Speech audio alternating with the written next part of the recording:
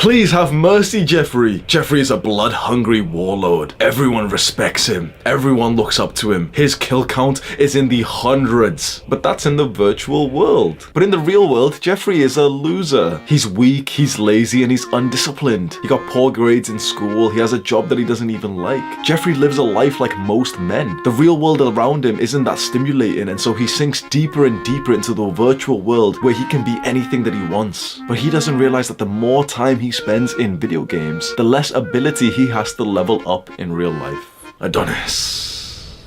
Does Adonis look like the kind of man who would choose to sink deeper into the virtual world instead of enjoying the fruits of his labor in real life? No. Adonis has put in the work, the discipline, the grind, so that his real life feels like a video game. He hunts, he feasts, he grows with his tribe. He's been promoted time and time again till he became the tribe leader. He feels amazing. He has a feeling of brotherhood and of conquering challenges. He has a family, a beautiful wife, and children who look up to him. Adonis lives the perfect life, and that's because he didn't waste time leveling up in video games. Bro, I used to run home from school to play RuneScape. I used to run home from school to play Minecraft. I used to run home from college to play League of Legends. I must have about 15,000 hours on those 3 games. When I look back now, it blows my mind of how much time I put into these video games. When I was playing them and I was getting second thoughts about whether or not I was being productive, I would always cope and give excuses like, oh no, but the storytelling is really good and it'll help me be more creative, and I'm leveling up and I'm getting discipline, and you know, I'm playing Call of Duty, and in cases I ever go to the army it might help. Oh, shut up, what the f is wrong with you, bro? It might help me if I go to the army.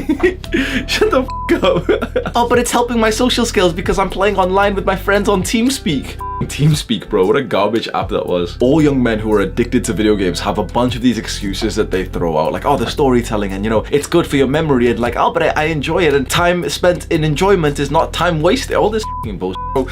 It is a waste of time. You can get that same feeling of accomplishment, of stimulation, of brotherhood in real life, and it's magnified. What happens after you quit playing that video game that you've spent thousands of hours on? You've lost all the progress. All that fun has just stopped. If you're a young man and you want to improve your life, you want to get more confident, you want to make more money, you want to start attracting women, you want to have like a better social life, you want to have friends who actually love and support you, it starts with self-improvement. Self-improvement is when you start doing the good habits, like going to sleep early, reading books, exercising, eating clean, healthy foods, improving skills like your ability to influence people and persuade and storytelling. It's these things that will level you up in real life. It's these things that make real life feel like a video game where you can level up. What a shame it is that you have a drive inside of you to level up and you waste that in some virtual world that doesn't even matter. Like, how mad is this? You'll literally spend hours, weeks, months making money in video games instead of real life. You'll literally spend hours, weeks, months leveling up in video games instead of improving your grades in school or your career or a business. Why did I spend hundreds of hours leveling up my strength skill on RuneScape instead of spending those hundreds of hours leveling up my strength in real life? The reason why so many young men are addicted to video games is because games manipulate that competition and that drive inside of you. But you want to know the worst consequence of being a gamer? You start to believe that you're a loser. You know for a fact that spending hours every day, every week playing video games affects your self-esteem. You can't help but feel a little bit more negative about yourself every time you get up from your crusty black computer chair after a 3-hour gaming session, because you realize that it was kind of fun when you were playing, but the moment that you've stopped playing, the moment that you've logged out, the fun stopped, and all you're left with is the consequences. That it's late and it's past your bedtime. Now you're going to be sleep deprived for tomorrow, and you've got important work that needs to be doing. You keep procrastinating on that piece of work, that assignment that you said you'd do. You can't help but feel bad about yourself when you do that. And besides, you're a young man. You're horny as f.